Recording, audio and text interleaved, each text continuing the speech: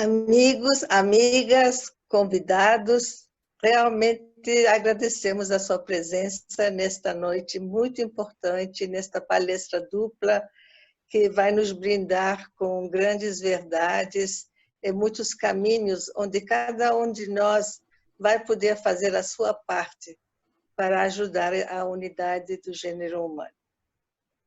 Há mais ou menos 3 semanas, o amigo Gabriel Marques nos falou sobre o tema racismo, a questão mais desafiadora, para descrever os danos funestos causados por ele, pelo racismo. Para a palestra de hoje, brancos, negros, responsabilidades compartilhadas na superação do racismo, nós decidimos convidar 2 pessoas que têm tido um papel muito especial nesta questão do racismo e do trabalho contra o racismo. Como os 2 já foram recentemente apresentados nas suas palestras, então não vou apresentar eles novamente, mas vou contar um pouquinho para vocês a experiência que eles têm nesse campo do combate ao racismo.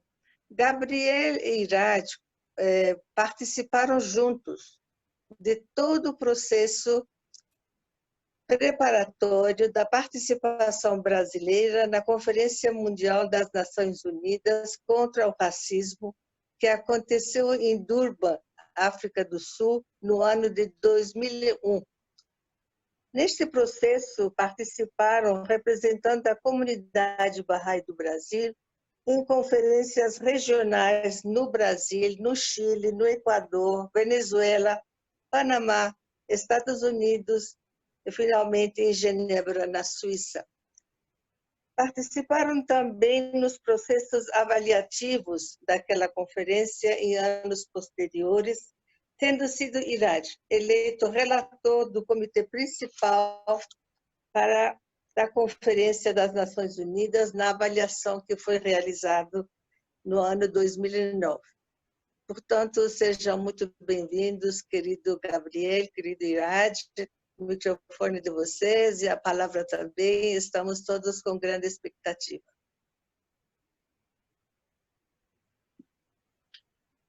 Bom, boa noite a todos e todas. Gabriel, se quiser dar o seu boa noite também. Nós combinamos fazer uma divisão aqui do tempo. Eu vou começar com algumas reflexões, depois Gabriel, mas dê o seu boa noite também aí, Gabriel, senão vai ficar muito distante o boa noite inicial.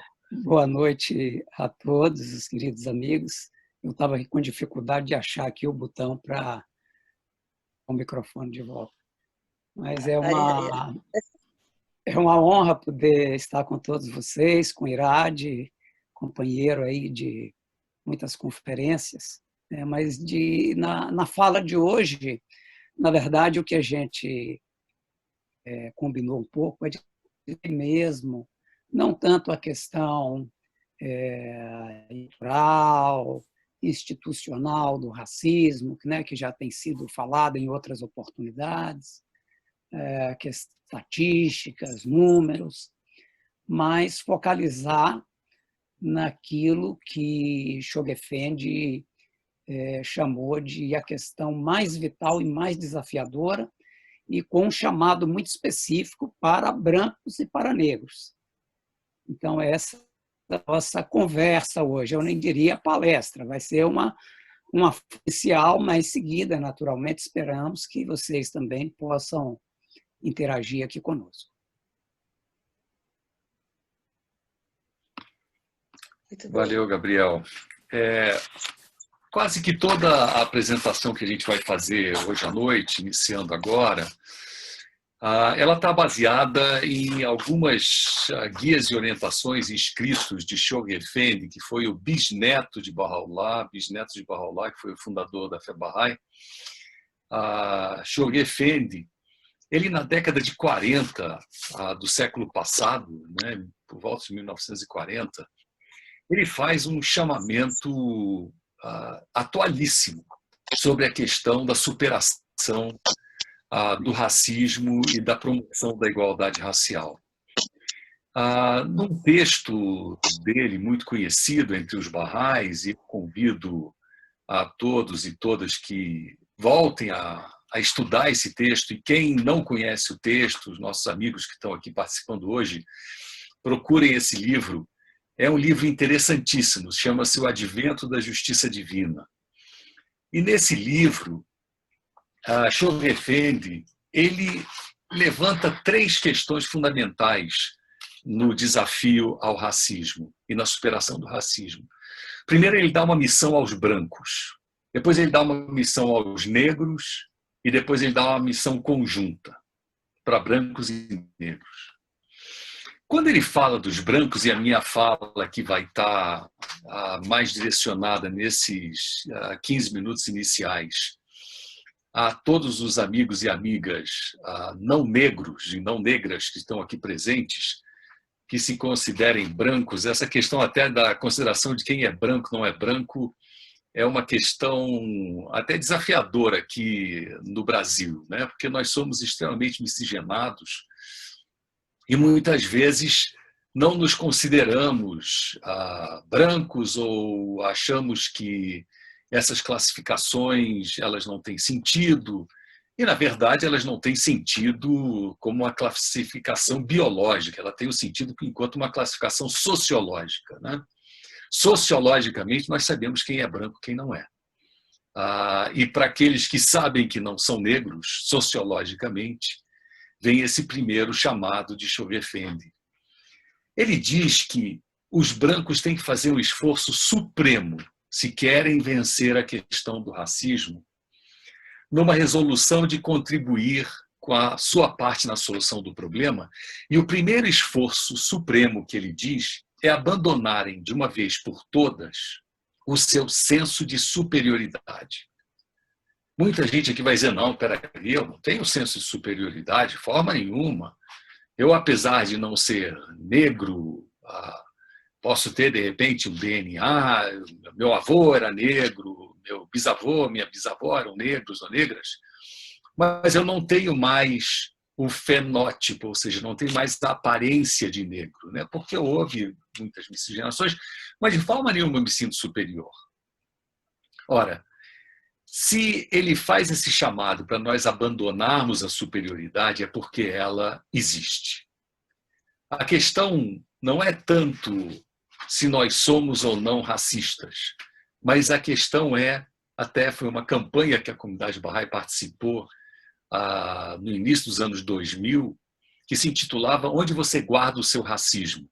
A questão não é se você é ou não racista, a questão é onde você guarda o seu racismo, porque nós trazemos uma série de percepções dessa superioridade.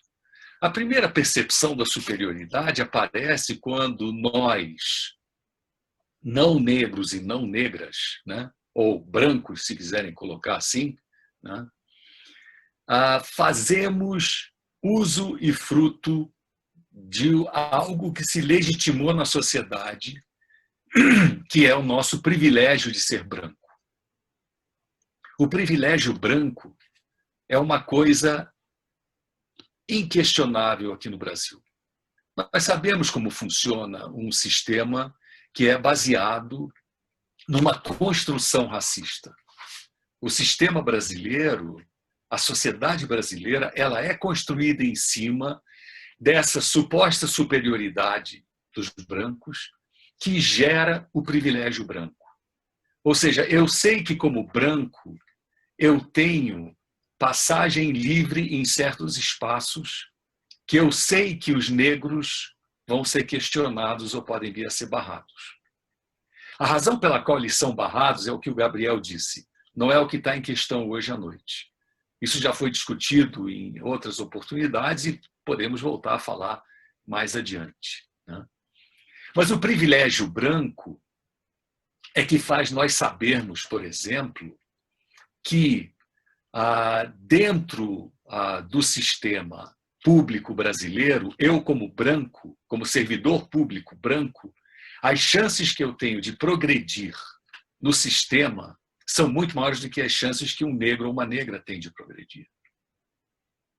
Eu sei o que significa o privilégio branco quando eu sei que ao sentar na cadeira da escola para fazer o exame de vestibular ou fazer o Enem, as minhas chances são maiores. Vejam agora o que está acontecendo na pandemia. Nós sabemos qual vai ser o resultado do Enem.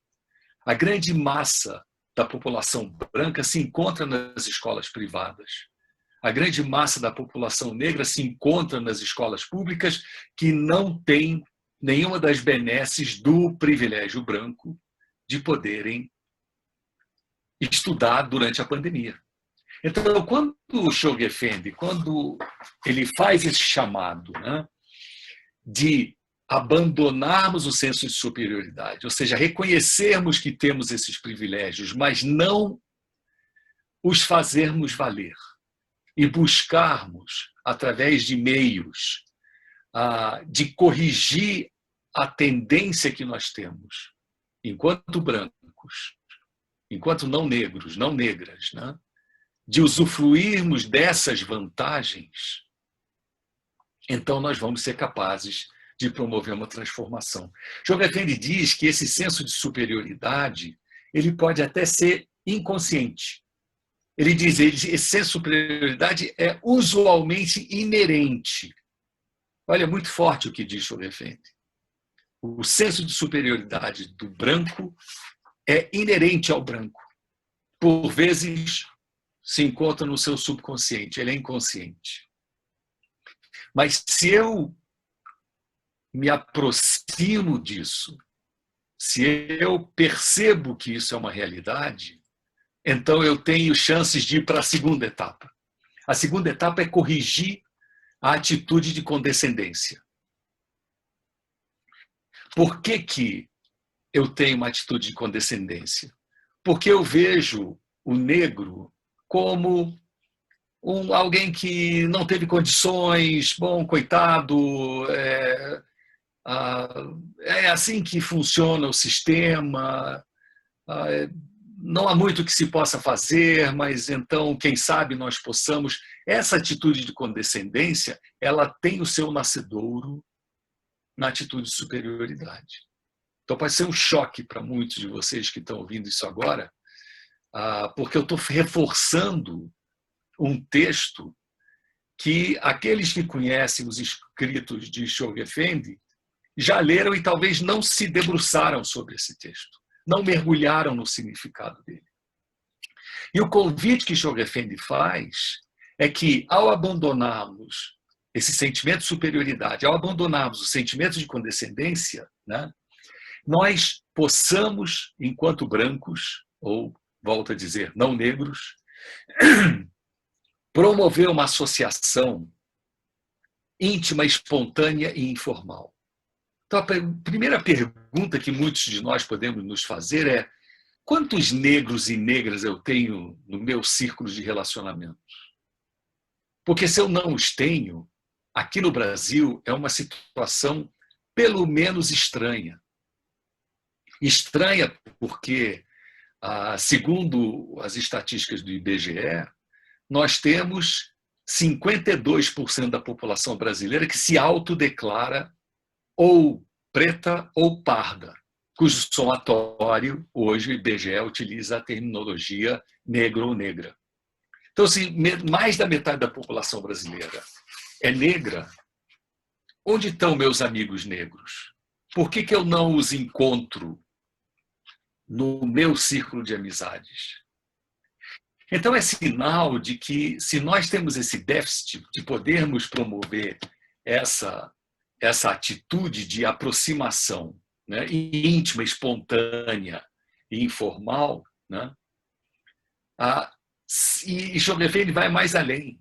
O fato de nós termos séculos e séculos e séculos de discriminação racial, cuja origem se encontra na questão da escravização dos povos negros africanos, né, que foram escravizados e, como escravos, foram levados para várias partes do planeta.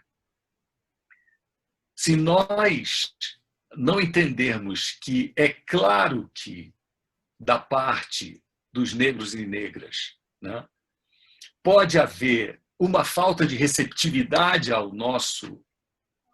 a nossa aproximação, Diogo Effendi alerta quanto a isso. Ele diz: dominarem sua impaciência por causa de qualquer falta de receptividade. Eu tento chegar perto do negro, mas ele não quer nada comigo. Tente de novo. Se aproxime de novo. Crie esse círculo. E o que vai acontecer? Nós vamos ver que à medida que nós damos o primeiro passo, enquanto brancos, ou se quiserem, enquanto não negros, né? Na nossa aparência, porque não vale eu dizer, não, eu sou aqui louro, mas minha avó era negra. Não, nós temos muitos desses casos no Brasil. Mas a pergunta é, com esse fenótipo, você se aproxima da população negra? Você cria os laços, você cria essa amizade, você cria essa intimidade. Veja, uma associação íntima, espontânea e informal, com paciência se houver falta de receptividade. Há muitos autores brasileiros agora que vêm trabalhando essa questão da superação do racismo. Uma dessas autoras que eu considero muito é Djamila Ribeiro, e eu recomendo que vocês leiam os livros dela. Ela tem um livro muito interessante, Pequeno Manual Antirracista. Esse Pequeno Manual Antirracista dá algumas sugestões para os não negros de como poderem se aproximar. Diogo Effendi disse que tem que se aproximar de uma forma íntima, de uma forma espontânea e informal, né? Mas a primeira coisa que nós temos que fazer para poder ter essa aproximação é me informar sobre racismo. Se nós formos o típico brasileiro que acredita ingenuamente na democracia racial que existe no Brasil e não a ver como uma balela, que não é verdade, não há isso. Se nós não percebemos que realmente há racismo institucional no país, e Gabriel muito bem falou sobre isso há 2 ou 3 semanas atrás, nesse mesmo espaço, né? Então, primeiro, informem-se sobre o racismo. Procurem entender o que é o racismo. Segunda coisa, vejam os negros e negras. Procure quem são negros e negras ao meu redor. Procure se aproximar. Terceira coisa, reconheça o racismo que há internalizado em você. São nuances. A gente não vai ter muito tempo para poder se aprofundar nessas nuances. Mas são nuances como, por exemplo, certas expressões que nós usamos, certas atitudes que nós temos, que são muito imperceptíveis por vezes para a gente. Mas se vocês lerem o Pequeno Manual Antirracista, a Djamila Ribeiro fala sobre esse reconhecimento do racismo dentro de você, seja na sua mente, seja no seu coração. Procure entender o que são as políticas de ação afirmativa no campo educacional. Entenda, por exemplo, a importância de uma lei que foi promulgada no Brasil já há quase 20 anos, que é do estudo da história da África e da história afro-brasileira. Informe-se sobre a história da África. Informe-se sobre a história afro-brasileira. Nós não estudamos isso nos nossos livros. Muitos aqui conhecem muito pouco de quem foram os grandes nomes negros e negras no Brasil que transformaram a face desse país. Muita gente aqui já passou por São Paulo e pelo Rio de Janeiro, sabe que existe um túnel Rebouças e que existe uma avenida Rebouças em São Paulo e Rio de Janeiro. Poucos sabem que André Rebouças foi o primeiro engenheiro negro brasileiro que fez todo o cálculo estrutural de todos os galpões do Cais do Porto do Rio de Janeiro com vãos que eram impossíveis de serem construídos no início do século XX. Acha que é o nome de um túnel, o nome de uma avenida. O irmão dele também, engenheiro, arquiteto, 2 negros. Poucos de nós sabemos, fora daqueles que apareceram na história brasileira, na luta abolicionista, né? Quem foram essas pessoas? Então, informe sobre quem foram. Transforme o seu entorno de trabalho. Se você tem condição, se você é um pequeno empresário, se você admite pessoas, se você é quem contrata, busque contratar pessoas negras. Crie essa política de ação afirmativa no seu entorno, né? Leia autores negros e negras. Faça o esforço para entender o que é a trajetória de grandes autores e autoras negras e negros brasileiros. Né? Questione a cultura que você consome. Nós consumimos uma cultura eminentemente branca. Se nós olharmos as revistas, os jornais, a televisão, é branco para tudo que é lado. Pouquíssimas vezes aparecem negros enquanto protagonistas de certos processos culturais, porque a eles não é dada a oportunidade. Hoje em dia nós temos essa oportunidade com o YouTube, com redes sociais. Procure conhecer. Né? E, por fim, combata a violência racial. Não se deixe levar pela violência racial. Não aceite a violência racial. Muito bem. Essa era a primeira parte que me cabia de fazer um convite, um chamado. Né? Eu vi aqui rapidamente com a vista de olhos, vou me dar mais 30 segundos. Ah, mas a música brasileira. Sim, toda vez que você encontra um negro brasileiro, ou ele é da música ou ele é do futebol. E que mais? Só tem isso? Só músico e jogador de futebol? Por que negros são mortos nos lugares errados enquanto eram médicos e tudo isso? Né? Porque simplesmente ser negro nesse país, segundo a perspectiva do racismo institucionalizado, ser negro é problema. Ele é o problema. E isso é o que vai caber agora ao Gabriel dar continuidade à nossa conversa. Essa fala sobre como brancos e negros devem se unir para superar o racismo. Obrigado, Irade.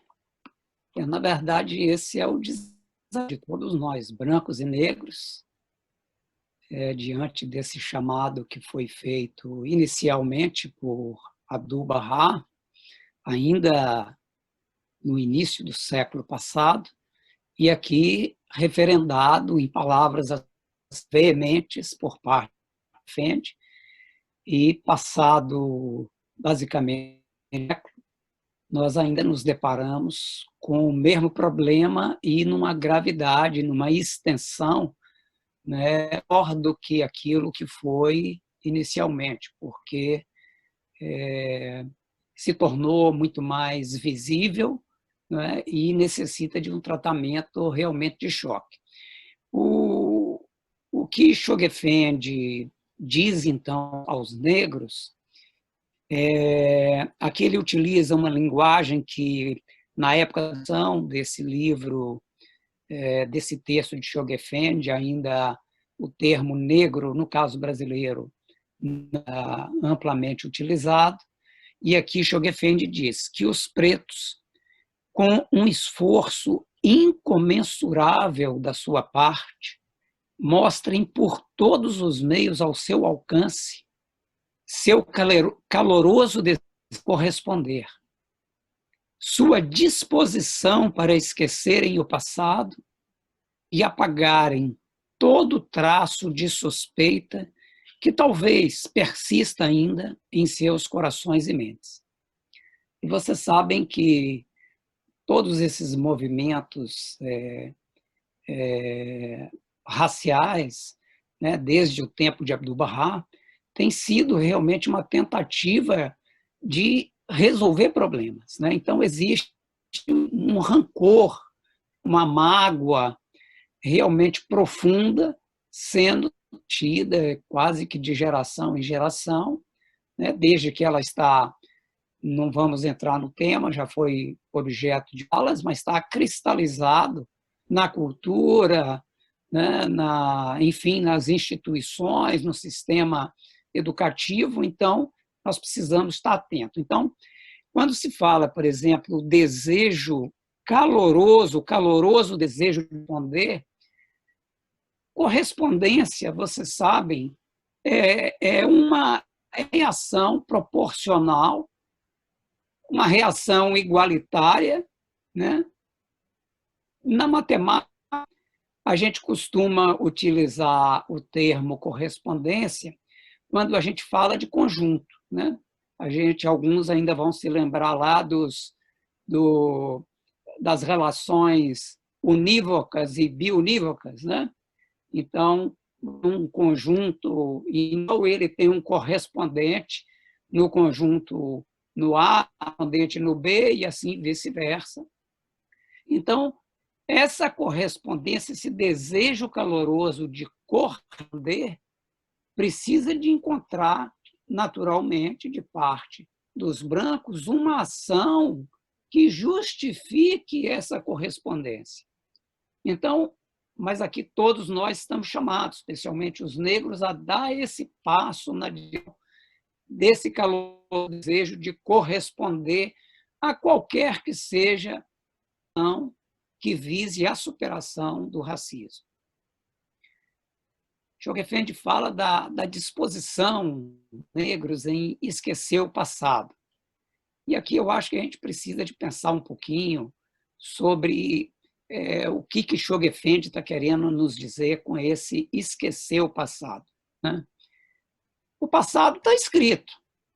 O passado, livros, né?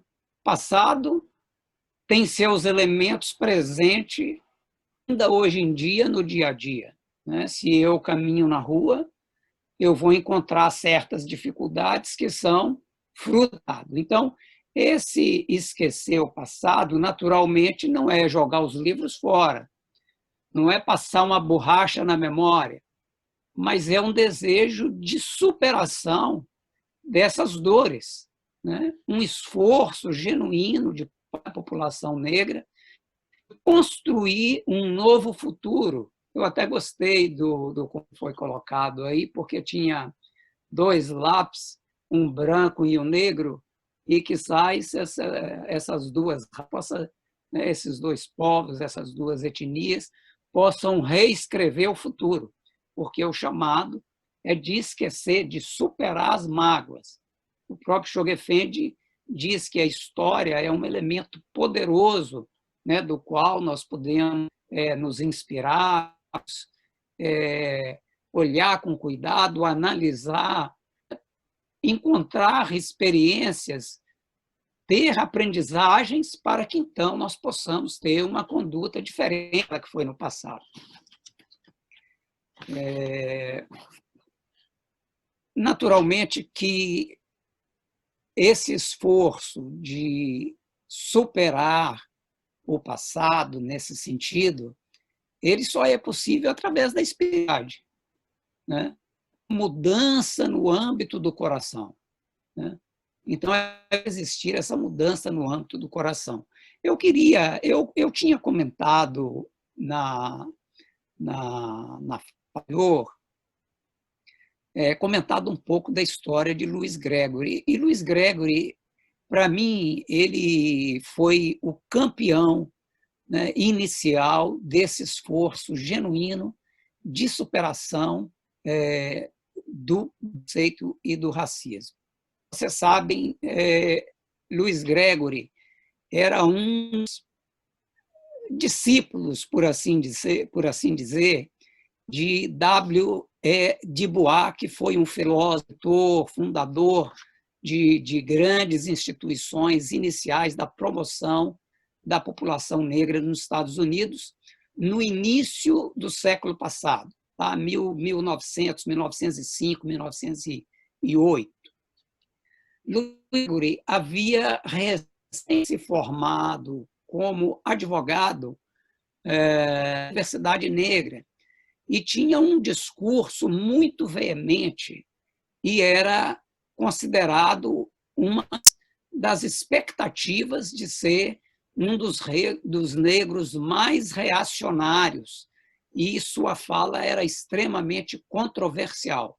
Então, ele entrava em todos os debates e com um discurso extremamente claro, extremamente dirigido, não é? Assim, vamos dizer, quase que pontiagudo, contundente, combatia a questão racial. Quando, entretanto, ele conheceu os ensinamentos e que ele recebeu o chamado para ele se transformar no meio através do qual a promoção da causa da unidade racial pudesse ser levada adiante, ele mudou o discurso. Mudou o discurso professor da universidade dele, professor de direito internacional, segundo dizem, chorou, porque a expectativa é de que Louis Gregory pudesse estar uma dessas figuras de combate direto à questão racial. E a comunidade Bahá'í, na qual Louis Gregory ingressou, não era uma comunidade Bahá'í feita, como também a de hoje também não é perfeita. Nós temos o nosso ambiente externo um racismo evidente. Temos também traços desses elementos da comunidade Bahá'í. Mas na comunidade Bahá'í daquele tempo, o que acontecia? Brancos não se reunia com negros. Era a praxis da sociedade. Nenhum negro visitava a casa de um branco para poder fazer uma reunião. Não que quisesse, ele até queria, mas o branco tinha receio de receber negros em sua casa por conta do que minha vizinhança vai dizer, estou criando distúrbio aqui na vizinhança, trazendo negros para esse ambiente. Porque você sabe, os Estados Unidos é altamente segregado, inclusive com áreas definidas de mobilidade. Isso é um problema, porque Louis Gregory trazia, então, à tona o ensinamento de que, convocados pelos ensinamentos Bahá'ís, Bahá'u'lláh nos convocou a fechar os olhos para a diferença de raça e convidar todos à luz da unidade. Mesmo assim, houve dificuldade de ter essas reuniões conjuntas. Muito bem, passado alguns anos, para encurtar a história, ele foi encorajar Abdu'l-Bahá a um casamento interracial, o que naquela era considerada, com todas as teorias vigentes naquela época, e ainda tem alguns que ainda acham mesmo, passados um século, da teoria da superioridade racial, baseada em algumas teorias supostamente científicas. Então, um casamento interracial era algo impensável, assim como tende agora nos a tomar uma ação, a fazer um esforço incomparável, quer dizer, não se pode medir. Naquela época, o problema era esse, mas nós temos outros problemas aqui que nós precisamos superar. E depende de uma ação decidida da parte de cada um de nós que está aqui, brancos e negros, muitas vezes contrariando aquilo que é o status quo da sociedade. Então, quando nós estamos falando hoje que nós precisamos, negros, superar o lado, acolher benevolamente os brancos, dar um voto de confiança, corresponder, isso mesmo no movimento negro atual, apenas algumas poucas vozes começam a emergir nessa direção. Mas a pergunta é, esse chamado feito lá atrás, nós temos naturalmente um povo brasileiro já bastante misturado etnicamente, mas que passionais nós podemos também dar nessa direção. E, por fim, Shoghi Effendi chama aos negros a apagar todo traço de suspeita que, porventura, ainda esteja no coração ou na mente dos negros. Suspeita, nesse caso, né, a gente poderia definir como desconfiança, cisma, né, receio, apreensão, suspeição, hipótese, presunção, ou mesmo, talvez, um pressentimento, um sentimento, né, de que existe ainda preconceito. Mas eu preciso apagar, superar esse traço. E nós temos que começar quando nós estamos aqui.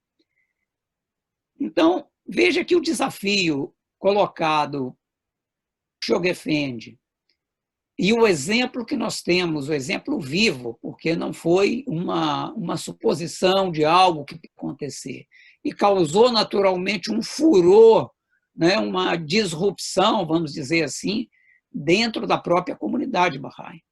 Porque durante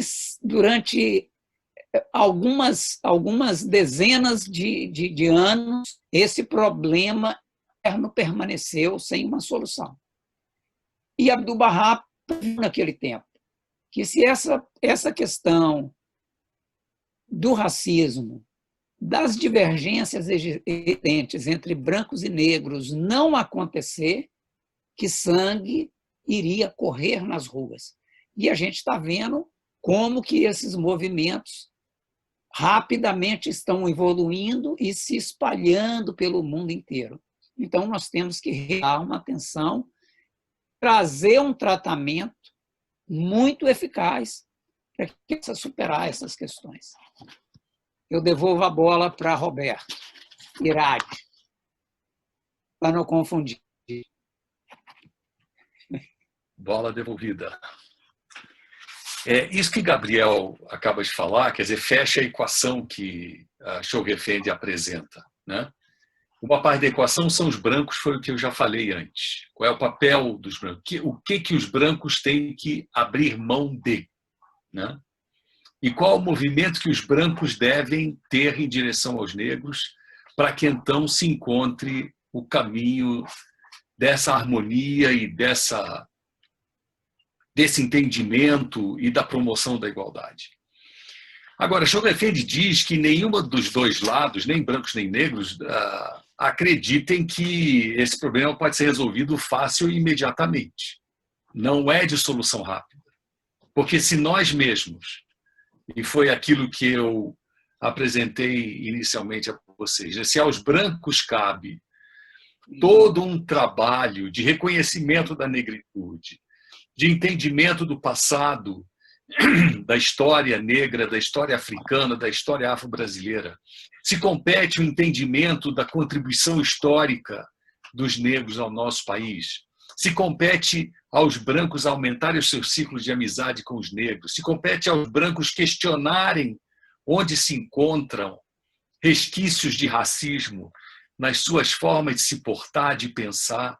Onde está aquilo que a Diogo Effendi falou, desse senso de superioridade, né, que os brancos sentem, e esse sentimento de condescendência, palavras de Diogo Effendi? Então, não é uma tarefa muito fácil.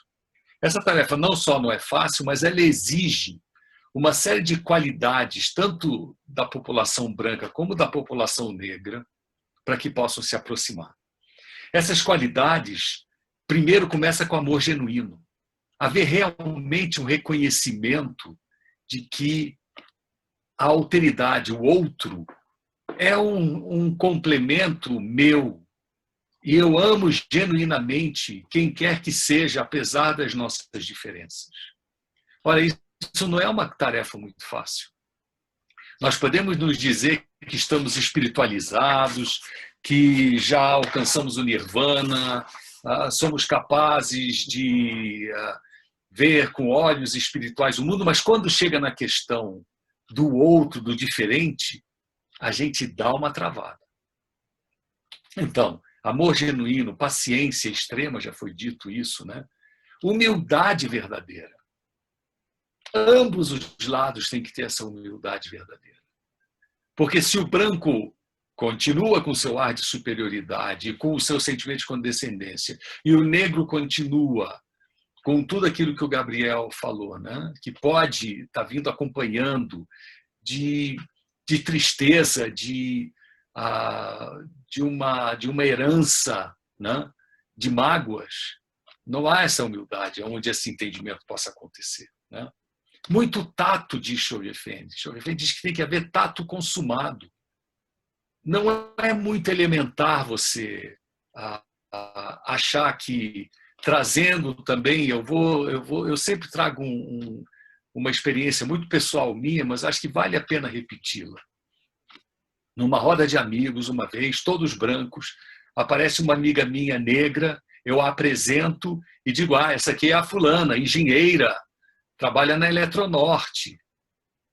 Todo mundo, muito prazer, fulana, como vai, tudo bem e tal. Quando essa roda se dispersa, ela chega para mim e fala assim, Irad, me explica uma coisa, por que você apresentou só a minha profissão e não me disse a profissão dos demais da roda? Qual era a minha problemática? Era que eu queria justificar que a minha amiga negra, ela é engenheira, viu? Não é qualquer negra.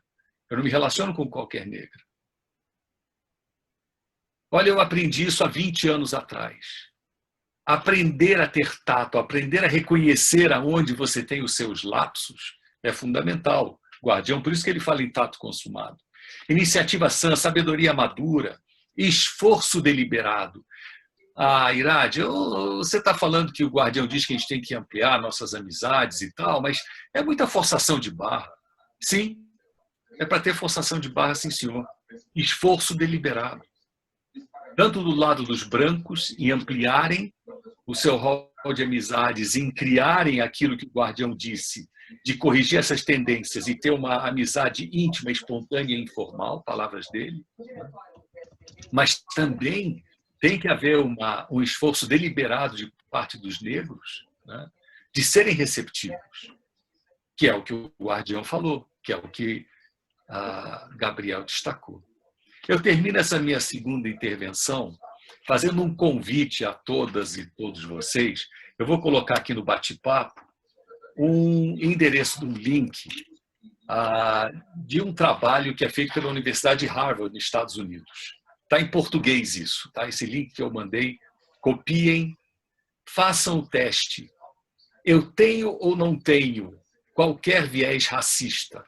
Esse teste é fenomenal. Ele vai direto no teu inconsciente e te diz, cara, lamento muito, você está com uma bagagem de um olhar, de um viés para com a pessoa negra. E olha que o teste não fica mostrando o negro para você dizer se é bonito ou não é bom. É um teste que vai no fundo do teu inconsciente. É um teste que hoje vem sendo trabalhado de uma forma muito científica, né, e muito interessante. Então, eu convido... Você ficou muito... Entrarem, tem alguém com o microfone aberto aí, pessoal, se puder fechar. Alguém está com o microfone aberto, está atrapalhando. Se fizerem esse teste, as amigas e os amigos brancos, né, vão perceber aonde está o grau do seu desafio. Fecho por aqui. Tem muito mais coisa interessante para se falar sobre essa questão de vencer o seu racismo interior, né? Recomendo também, eu vou procurar aqui agora e vou colocar um vídeo, o link de um vídeo, para vocês também olharem e entenderem o que significa o desafio do racismo institucional. Gabriel, é contigo. Eu acho que a gente temos que ser, todos nós, que existe uma crescente consciência do problema e tanto negros como brancos, né, das mais diferentes matizes, né, da cor da pele, tem ajudado nessa causa. Né? Não é uma luta em que os negros estão a sós. Né? Eu estou me recordando aqui, depois dessa onda inicial de protestos, né? Porque sempre houve revoltas, né? No Brasil, a historiografia brasileira tem muitas histórias de revoltas, né?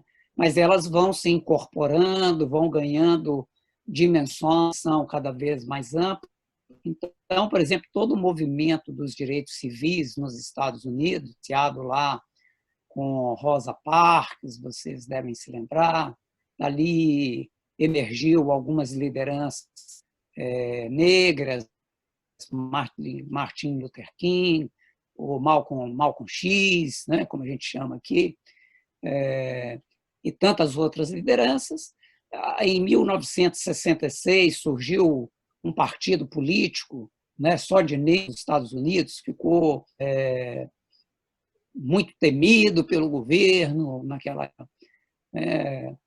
o Black Panthers, né, até Angela Davis, que também é uma liderança ainda do movimento negro, naquela época era perseguida, né, pelo governo, tida como, mas muitos brancos deram abrigo a muitas dessas pessoas, acolheram, e nós, mais recentemente, exemplo também de Nelson Mandela, não é branco, mas que deu um exemplo assim magnífico de tudo isso que a gente está falando aqui, de apagar do traço de suspeita, o desejo caloroso de corresponder, de superação do passado. Eu separei um pequeno post que saiu essa semana na internet, e talvez a Ana Paula possa colocar aqui, só de ler juntos. Eu continuo falando. Mas vocês sabem que Nelson Mandela ficou muitos anos preso por conta do seu movimento a favor da libertação dos negros, no sistema de apartheid na África do Sul.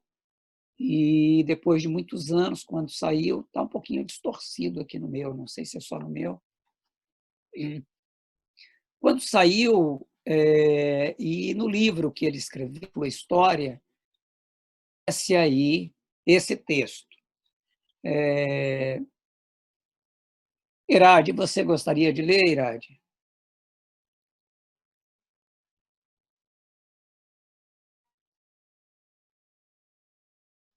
Irade? Diga, Gabriel. E aí, pode ler esse texto para nós, já que a gente está fazendo um bate-bola? Posso, aqui estava pequenininho, agora ficou grande. Ok. O exemplo de Nelson Mandela. Aquele homem era o diretor da prisão onde eu estava preso. Muitas vezes, depois da tortura a que era submetido, eu gritava por um pouco de água. Aquele mesmo homem vinha sempre e urinava na minha cabeça, em vez de me dar água.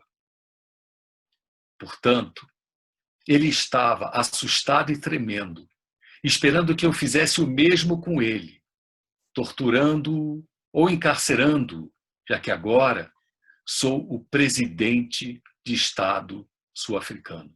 Mas esse não é meu caráter ou parte da minha ética.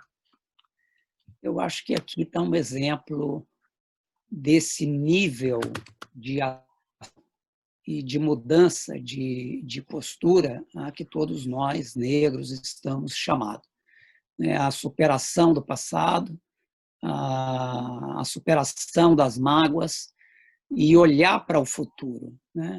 A característica do ser humano, de todos nós, é olhando para frente. Claro, a história está escrita, os registros estão aí, os efeitos estão aqui no presente, mas só nós podemos escrever o futuro. E o futuro não é escrito mais adiante, é escrito agora, com aquilo que cada um de nós faz. Chogue Effendi nos convoca a esse alto senso de retidão nas nossas ações, e eu creio que eu coloco mais um vídeo para a gente entender que essas mudanças não significam algo... Claro, o chamado é supremo, mas as ações podem ser pequenas. E nós podemos, ao nosso redor, dentro de nossas próprias casas, e encontrar formas de atuação que nos leve a uma mudança de nós mesmos nessa direção. Nós vamos ver esse pequeno vídeo. O vídeo fala por si. Eu tive uma experiência, trabalhei num prédio público durante 10 anos. Tomei elevador com a mesma sensorista durante esse tempo todo. Um dia, quando estava no elevador, só eu e ela disse assim: Dr. De Luca, puxou um livro meu e falou assim: o senhor me daria um autógrafo? Pois não. Parou no andar, não tinha ninguém, ela me deu o livro. Quando eu fui fazer o autógrafo, eu percebi que eu estava com um grande problema.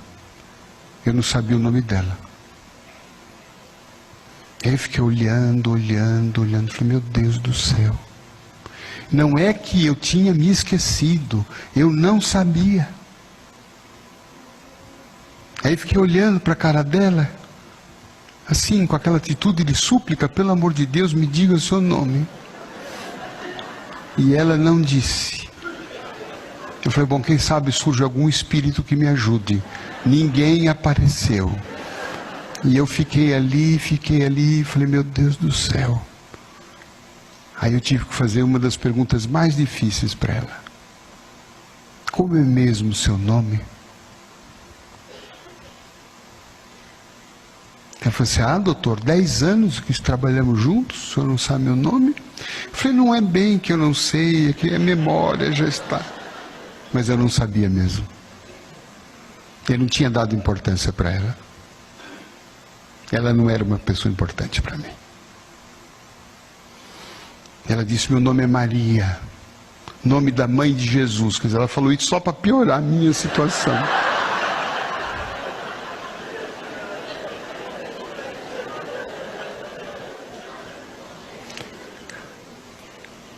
Aí então eu fiz uma dedicatória para ela, quase que escrevi um outro livro ali para ela. Aí todos os dias, quando eu tomava o elevador, entrava, bom dia, Dona Maria. Quando eu saía, ela falava assim, Dr. De Luca, vá com Deus. Ali nasceu uma experiência de amor. E é engraçado que, da mesma forma que eu nunca tinha dito para ela, bom dia, Dona Maria, ela nunca para mim tinha dito, vá com Deus, Dr. De Luca. E eu fiquei pensando o que é que ela imaginava quando eu saía do elevador. Esse homem não me olhou, esse homem não sabe meu nome, esse homem não me dá importância, esse homem não sabe que eu existo, e eu há 10 anos sirvo ele aqui. Então ali nasceu, numa situação esquisita, né? Mas nasceu um momento de amor. E sempre que eu a encontro, e cada livro que eu lanço, eu faço questão de mandar para ela. E ela foi uma grande benfeitora que me ensinou exatamente isso. Amar é coisa muito simples. São gestos muito delicados, que estão à nossa disposição a qualquer momento.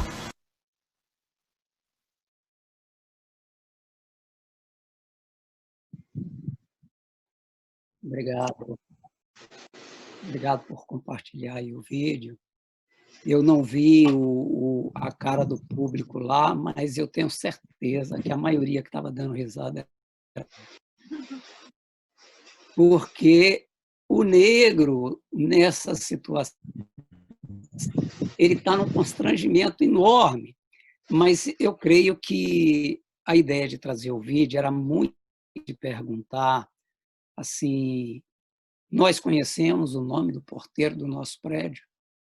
Nós conhecemos o nome das pessoas negras que trabalham nas escolas, nos lugares onde a gente efetivamente trabalha? Então, assim, é que essa correspondência, essa superação, necessita um esforço grande de ambas as partes, né?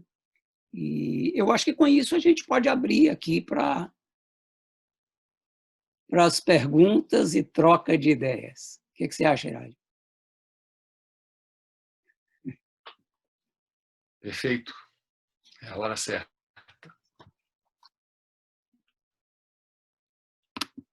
Tem uma pergunta aqui que... Já temos algumas perguntas, dona Guite, aqui no bate-papo. No chat. Ok. Vocês já querem ir respondendo, fiquem à vontade. Eu não vi pergunta nenhuma. Vai dizendo aí. Não, a primeira é essa que o Cyrus apresenta, né? Que é se há algum tipo de ação afirmativa de empresas brasileiras que procuram contratar afrodescendentes sem o critério de um idioma estrangeiro, com o intuito de dar oferta de oportunidade de aprender já com o trabalho inicial.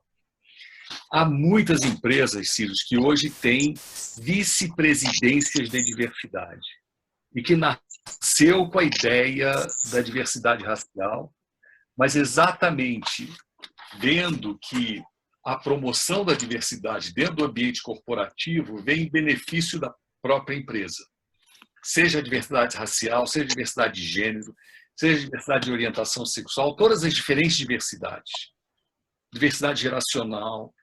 Então, um dos trabalhos, né, mais demandados nas grandes empresas e corporações hoje em dia é a ideia do compliance, que é a conformidade, estar conforme, estar de acordo, né, com determinados procedimentos em prol da diversidade.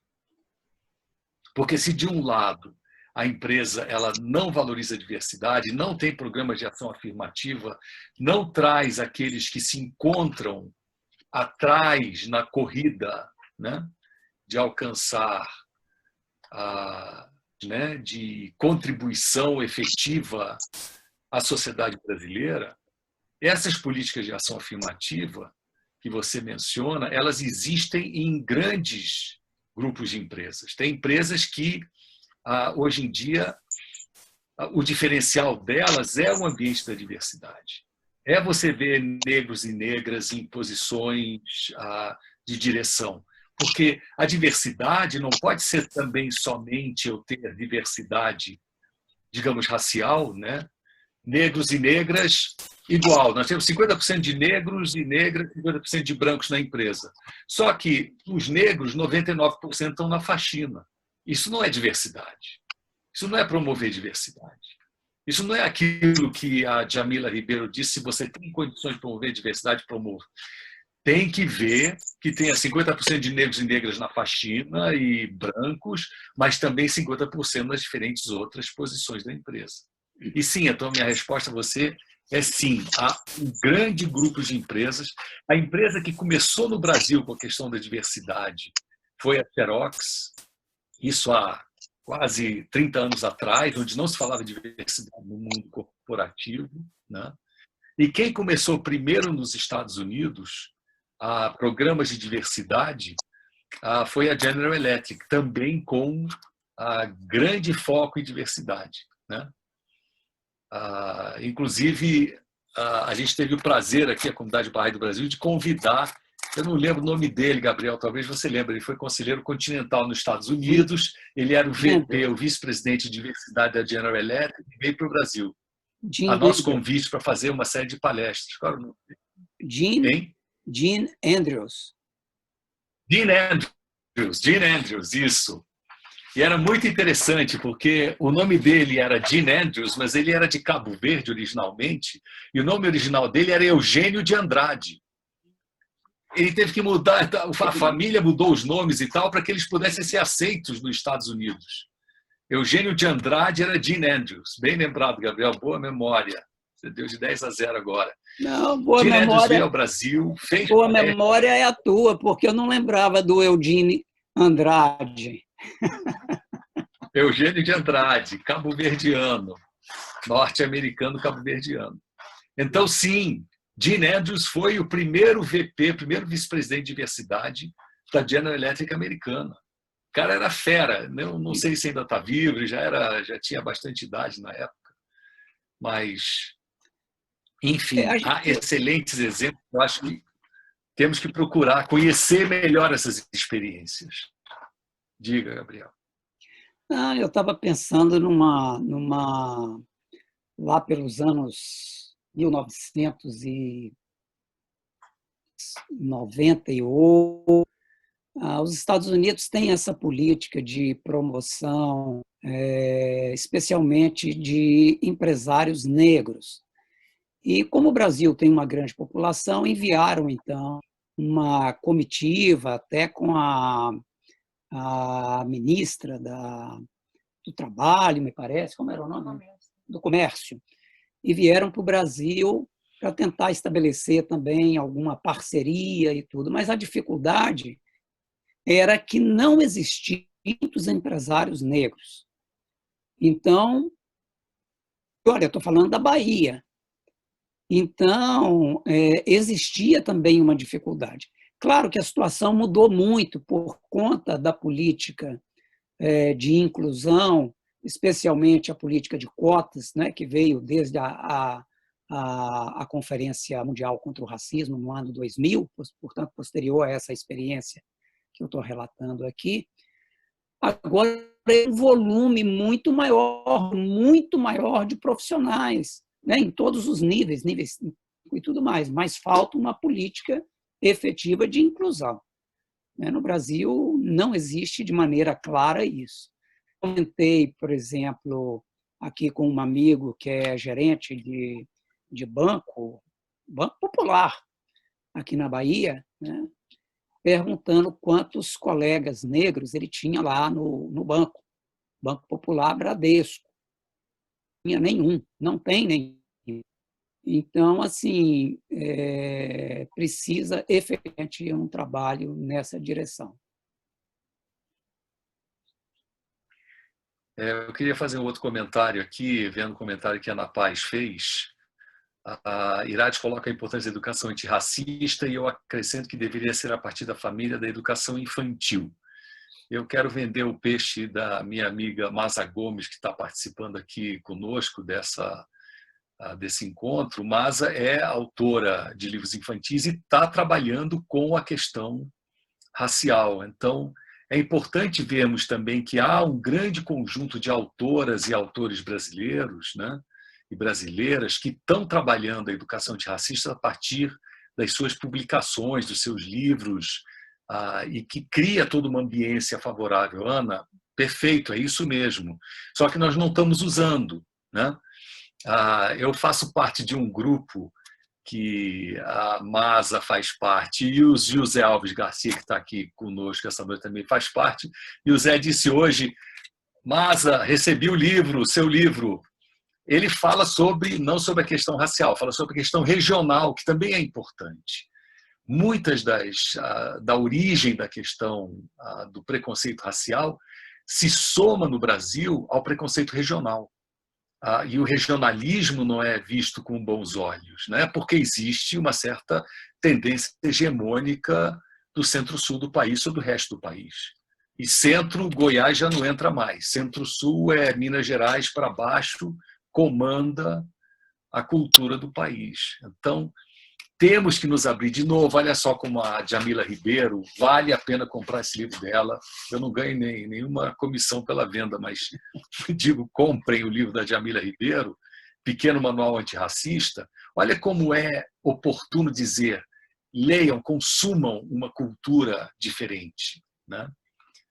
Ana Paula, vou deixar por tua conta agora escolher aí as perguntas, porque a gente tem pouco tempo, eu não quero ser eu o algoz que vai decidir quem tem ou não tem a oportunidade de fazer a sua pergunta. Então, imagina, você é muito melhor indicado do que eu aqui para estar fazendo essa seleção, mas tem mais comentários do que perguntas. Tem aqui um comentário que pode ser abordado, que é sobre a sustentabilidade ambiental, né, de que é incrível que a gente não tenha um programa de sustentabilidade ambiental. Bom, agora parece racial, que apareceu... Né? Ele está falando que tem sustentabilidade ambiental, mas não tem da racial, né? É exatamente isso, Roberto. Isso. É impressionante como os programas de compliance, né, estão muito focados na questão do meio ambiente, compliance ambiental, compliance trabalhista, mas compliance racial, compliance diversidade, compliance de gênero, nós estamos muito distantes disso, né? Então, tem que pensar bastante sobre essas coisas, né?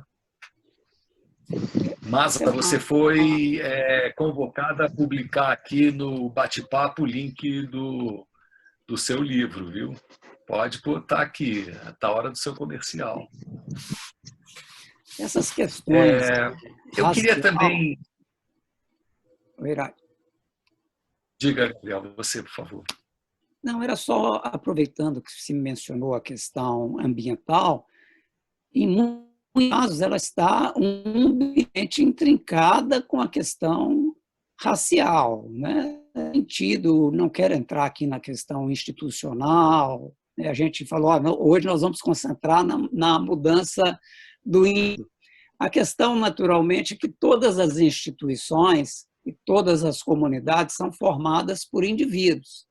Então, a gente não quer falar das instituições, mas temos que saber que as instituições mudam na medida em que os indivíduos mudam também, né? Se os indivíduos não mudam, então não acontece nada.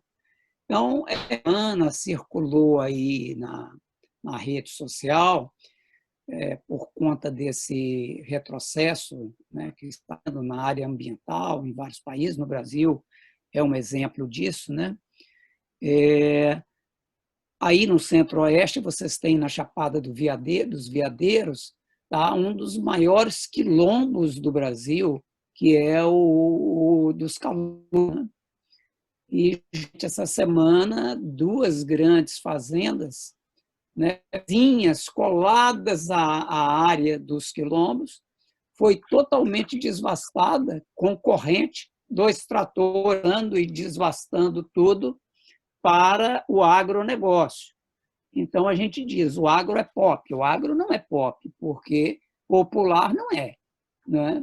Porque emprega, primeiro, um número muito pequeno de pessoas, né? Diferente da cultura de economia familiar, né? E a gente vê quando acontece vizinhança, né? No limite de um quilombo, significa que o quilombo, que sobrevive naturalmente, às vezes até uma boa parte também, ainda hoje, às vezes de pequena caça, de pequenas coisas, vai ser diretamente prejudicado, né?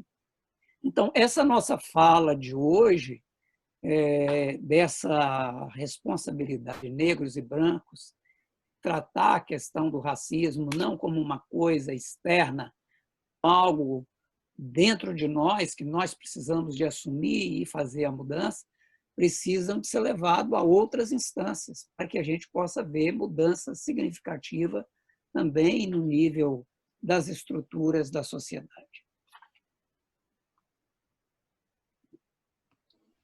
A querida Mônica levantou a mão já tem um tempo e já está tarde demais para ela lá. Vamos deixar ela ter a vez aqui, que talvez ela queira se retirar um pouco antes do fim. Sim, Mônica. Obrigada. Não, realmente já são quase 2 horas da manhã e amanhã eu tenho que estar muito acordada para uma reunião às 10 horas da manhã. Muito obrigada, Ana Paula. Essa questão da promoção da igualdade e de uma solução rápida, como o Shoghi disse, que é um processo realmente, e que para a gente ter um entendimento do passado, e que acho que é um comentário e uma pergunta ao mesmo tempo que eu vou falar.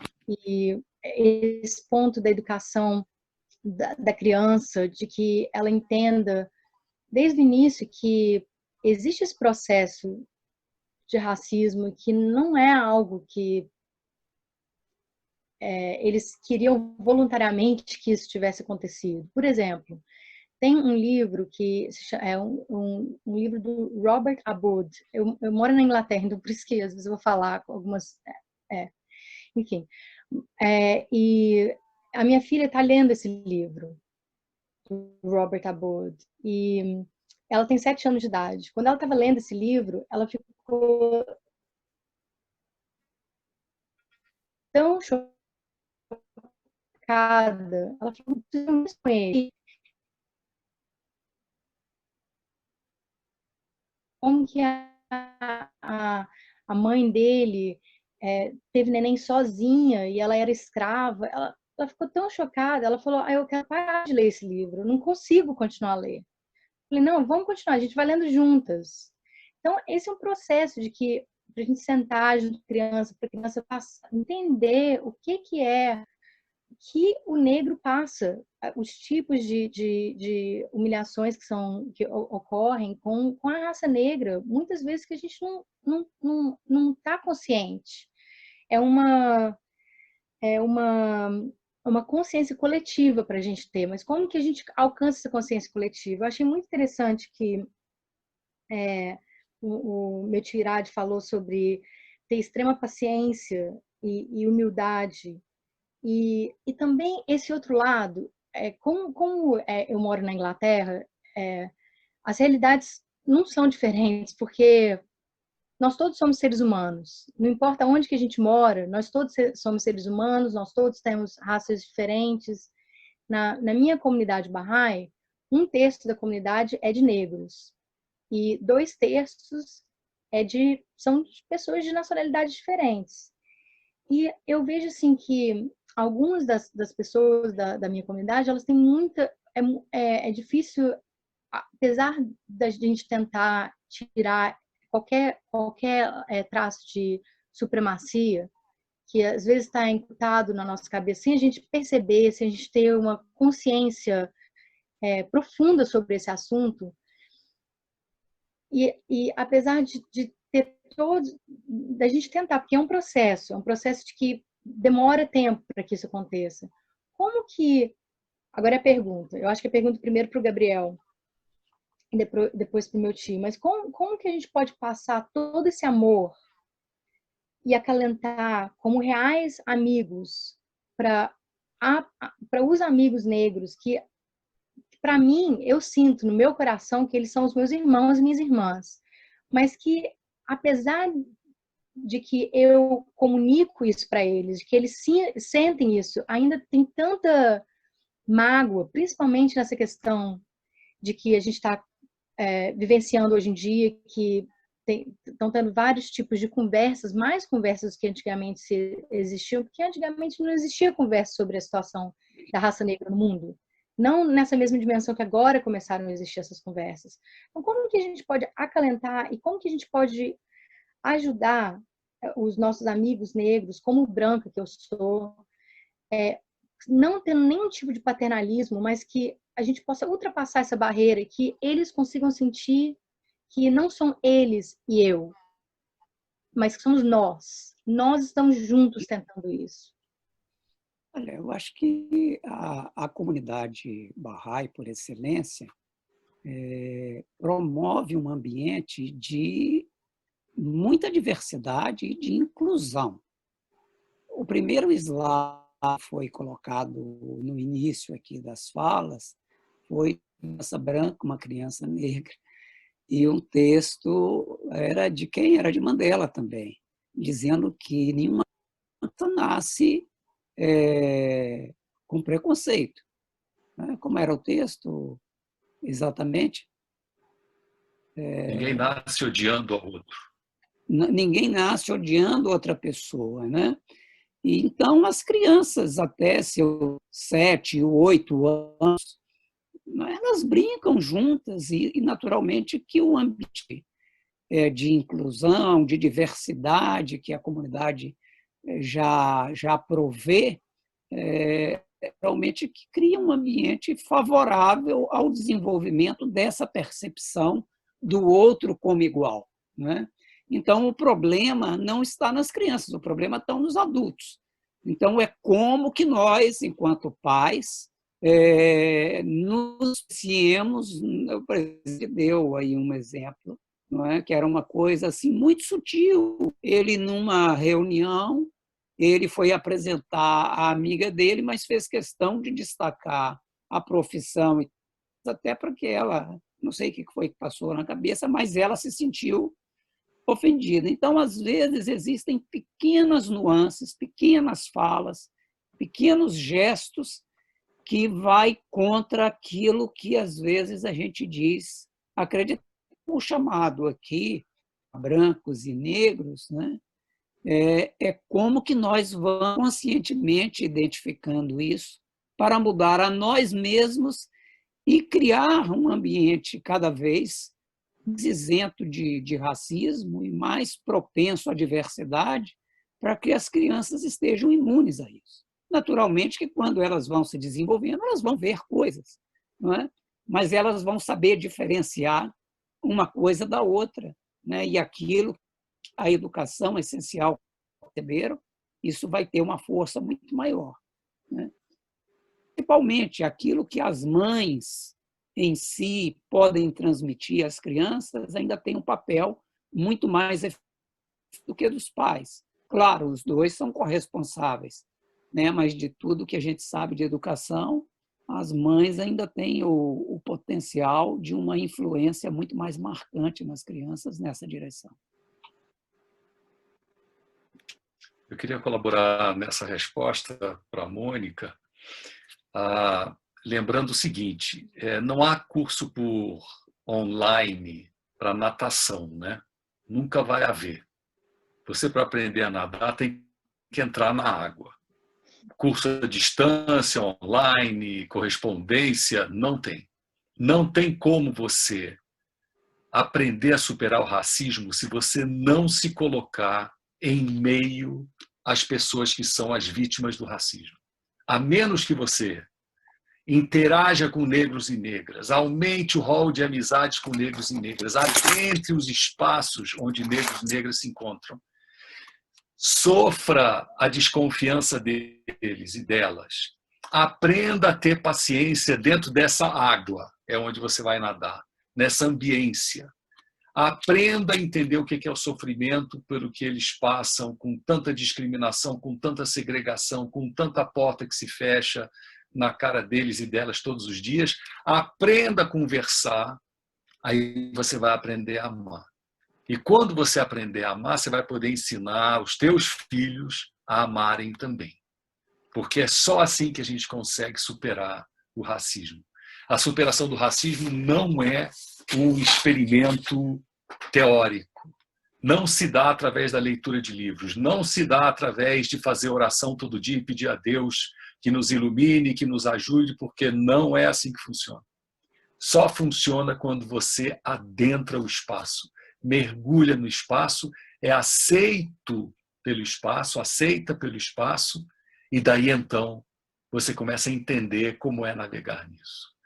Eu queria muito, não sei se ainda tem tempo, Ana Paula, mas eu mandei o link do YouTube, eu não estava nos meus planos apresentar isso não, mas eu acho que se nós vermos esse vídeo que eu mandei, vai responder muita pergunta que nós temos e que ele ajuda muito a gente a entender o que significa o racismo que está entronizado, introjetado dentro da gente enquanto brancos. E daí a gente consegue dar o salto. Talvez uma resposta para o Ramin, que fez uma pergunta sobre a empresa dele, eu acho que merece uma resposta tanto de Gabriel como de minha parte, mas talvez a gente não tenha tempo.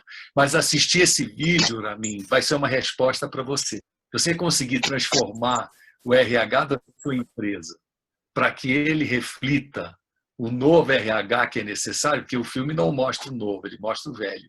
Mas é legal ver. Será que funciona, Ana Paula? Dá para mostrar? Então, talvez podemos terminar com esse vídeo, Ana Paula, que já são quase 10 horas, está na nossa hora. O que vocês acham? Os oradores estão de acordo? Estou tentando carregar aqui. Estou de acordo, desde que a Ana Paula consiga. Se ela então, não conseguir, não adianta. Ela tá tentando. Então, vão falando enquanto que ela está fazendo a parte técnica. Eu estava com dificuldade de visualizar aqui as perguntas, só agora eu estou vendo a pergunta de mim.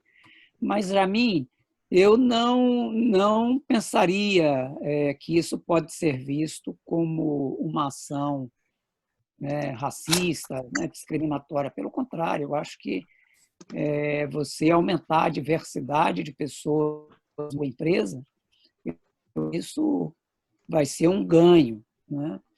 E do ponto de racial especificamente, não para o negro especificamente, os demais funcionários, né, vai levar a uma reflexão mais profunda de que a sua empresa é uma empresa que não discrimina e que, pelo contrário, que valoriza a diversidade e a capacidade das pessoas. Então, eu não tenho esse receio, não. Se é que eu entendi bem o que você perguntou. Enquanto a Ana Paula está tentando ver se o vídeo entra, vou também completar essa resposta do Gabriel. Eu acho perfeitamente válido para mim ter uma iniciativa em prol da diversidade dentro da empresa. E essa iniciativa pode incluir a questão racial, pode incluir a questão de gênero, pode incluir outras diversidades, como, por exemplo, a questão geracional, né, se você quiser valorizar isso. Essa empresa contrata pessoas idosas ou acha que todo mundo tem que ser jovenzinho? Essa empresa dá igualdade de oportunidades entre homens e mulheres, essa empresa dá oportunidades aos negros para que possam... E aí o prêmio, a menção, né, a valorização acontece nos diferentes aspectos da diversidade dentro da empresa. Aí eu diria, a empresa tem um plano de compliance de diversidade muito interessante e que é capaz realmente de impulsionar as diferentes diversidades como um todo. Enquanto a empresa está com pouco número de negros, pouco número de mulheres, pouco número de pessoas de idade mais avançada, né? Realizar qualquer coisa pode parecer muito estranho, que vai dar foco em cima de uma só pessoa. Mas aí, então, note bem, todas as grandes empresas não criam uma política somente de valorização do negro, é a política de valorização de diversidade. Porque isso também ajuda a diluir um pouco esse peso em cima de quem é negro e negra para se ver no holofote. É importante ver o todo da diversidade. Quando você vê o todo da diversidade, aí a coisa funciona legal. Ana Paula, não quero ajudar trabalho, não. Se não funciona, deixa para depois. Todo mundo recebeu o link, de qualquer maneira.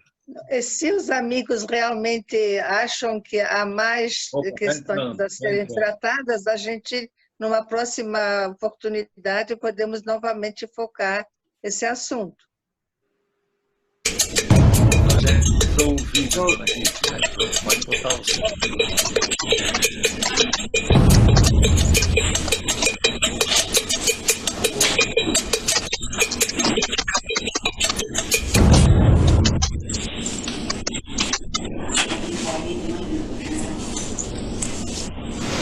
Muito obrigado por terem vindo. Eu vou mostrar algumas fotos para vocês. Eu queria que vocês me dissessem o que vocês veem nessa foto.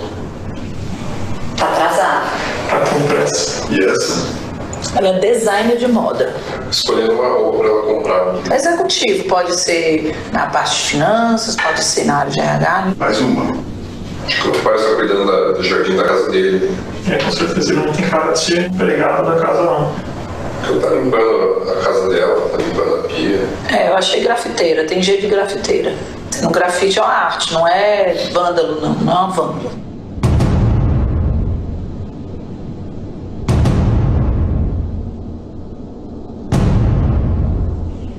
O que você vê nessa imagem? Alguém pichando o muro. Pichadora. E ela? Diarista? Limpando a casa? A empregada doméstica. Um jardineiro. Bom, ele me lembra um segurança de shopping. Um motorista particular. Vendedora, poderia ser uma costureira. Parece uma pessoa fugindo. Um ladrão. O nome disso é racismo institucional e as consequências são graves.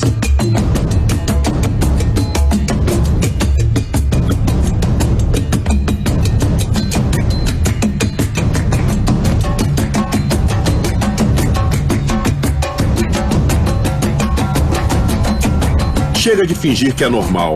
Racismo é crime.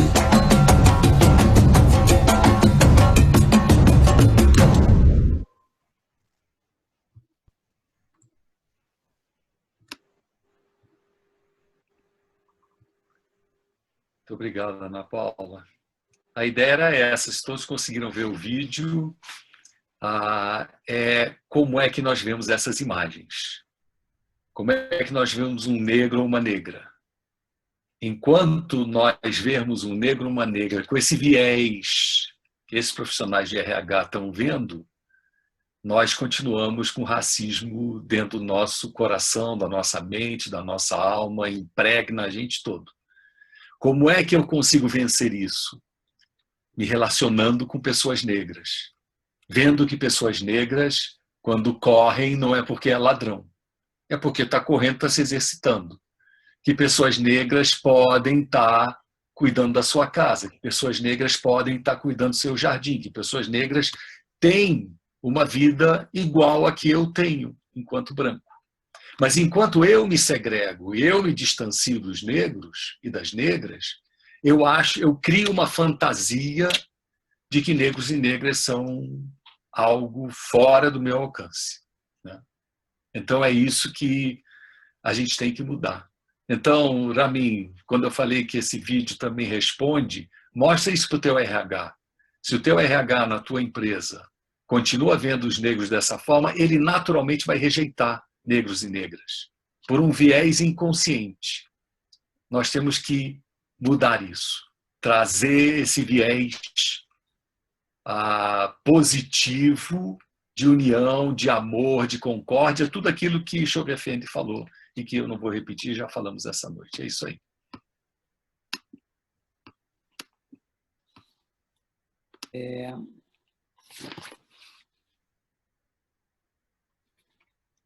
Eu terminaria, Irad, lendo o que Shoghi Effendi diz aqui, que não tem que qualquer outra coisa que não seja amor genuíno, paciência extrema, humildade verdadeira, tato consumado, iniciação, sabedoria madura e esforço deliberado e persistente em atitude de prece possa apagar a mancha que esse mal patente, o racismo, tem deixado na sociedade.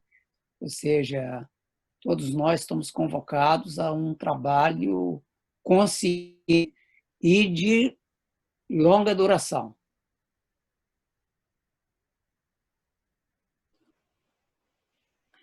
Sim. Obrigada, queridos. Lembrando que nós colocamos as gravações no canal no YouTube, até pedi para a Vanessa colocar aqui, quem ainda não acessou, procurar ciclos de palestras. No link que a gente divulga as palestras sempre tem também o endereço que vocês podem assistir, tanto essa, assistir novamente, mandar para os seus amigos, como assistir as anteriores. É um trabalho fantástico que a Vanessa tem dado essa colaboração de editar e colocar, disponibilizando para todos assistirem. Querida Git? Você está no mudo, Git. A gente não te ouve. Agora. Sim. Então, agradecemos a todos pela presença. Realmente, eu mesmo aprendi muito. Todos nós temos que fazer muita reflexão e muita oração e procurar realmente obedecer o que o guardião nos ensina, porque todos nós queremos um mundo melhor, um mundo com paz e harmonia, e acho que só vamos conseguir se houver essa unidade entre todos os seres humanos. Uma boa noite a todos e até semana que vem com uma outra palestra muito interessante que vocês vão gostar. Tchau. Boa noite, tchau. Tchau. Tchau, queridos amigos.